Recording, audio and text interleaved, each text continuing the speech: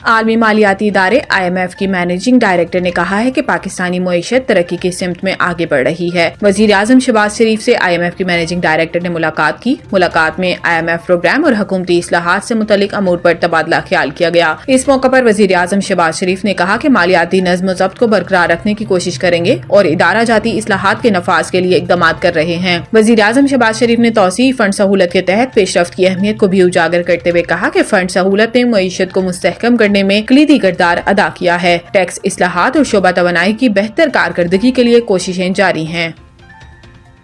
Chief justice اسلام آباد high court نے ججز ریپریزنٹیشن سے متعلق فیصلہ جاری کر دیا۔ اسلام آباد ہائی کورٹ کے ججز کی سینیورٹی تبدیلی کے خلاف 5 ججز کی ریپریزنٹیشن مسترد کر دی گئی ہے۔ Justice Mohsin Akhtar Kayani, justice Tariq Jahangiri, justice Babar ستار، جسٹس سردار اعجاز اور جسٹس سمن رفت کی ریپریزنٹیشن مسترد کر دی گئی۔ چیف جسٹس عامر فاروق نے ہائی کورٹ رجسٹرار کو فیصلے کی کاپی کے متعلق ججز کو بھیجنے کی ہدایت کر دی۔ 3 ہائی کورٹ سے ججز کے تبادلے کے متعلق اسلام آباد ہائی کورٹ میں تبدیل سینیورٹی لسٹ برقرار رکھی گئی۔ لاہور ہائی کورٹ سے اسلام آباد آنے والے جسٹس سرفراز ڈوگر سینئر پیونی جج برقرار ہیں۔ اسلام آباد ہائی کورٹ کی جاری کردہ فیصلے کے مطابق ہائی کورٹ سے ٹرانسفر ہونے والے ججز کو دوبارہ حلف کی ضرورت نہیں۔ ججز کی تعیناتی اور ٹرانسفر میں فرق ہے اور دونوں مختلف باتیں ہیں۔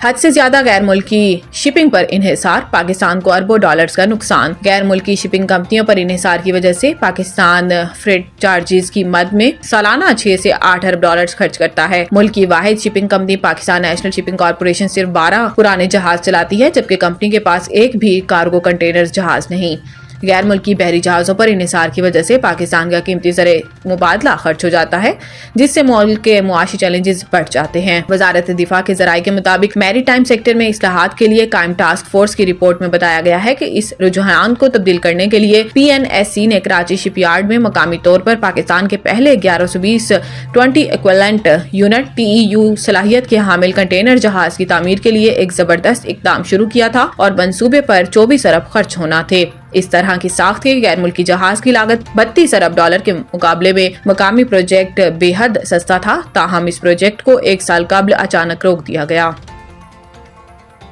وفاقی وزیر خزانہ محمد اورنگزیب نے کہا ہے کہ تجارت کرنا حکومت کا کام نہیں، حکومت نجی شعبے کی مکمل معاونت کرنے کے لیے تیار ہے۔ Securities and exchange commission of Pakistan کے تحت انشور امپیکٹ کانفرنس سے خطاب کرتے ہوئے وزیر خزانہ محمد اورنگزیب نے بتایا کہ IMF سربراہ سے حوصلہ افزا ملاقات ہوئی۔ انہوں نے کہا کہ 12 مہینوں میں میکرو اکنامک استحکام حاصل کر لیا۔ IMF سربراہ نے اسٹرکچرل اصلاحات کو کھلے دل سے سراہا۔ معیشت کے استحکام کی تفصیلات کا سب کو علم ہے۔ انشورڈ پاکستان کی طرف جانا ہے تو تیز تر اور سستی انشورنس اہم ہوگی۔ وزیر خزانہ کا کہنا تھا کہ معاشی استحکام کی جانب پیش رفت کے بعد حکومت اصلاحات پر کام کر رہی ہے، تاہم تجارت کرنا حکومت کا کام نہیں، حکومت کے پاس اس کی صلاحیت ہوتی ہے۔ حکومت کا کام نجی شعبے کو سہولیات اور بہتر پالیسی فریم ورک فراہم کرنا ہے۔ اپنے خطاب میں وزیر خزانہ نے کہا کہ انشورڈ پاکستان کا آئیڈیا بہترین ہے، اس پر مباحثہ ہو چکا ہے کہ ہم کہاں کھڑے ہیں، اب اس پر بات ہونی چاہیے کہ ہمیں کہاں ہونا چاہیے۔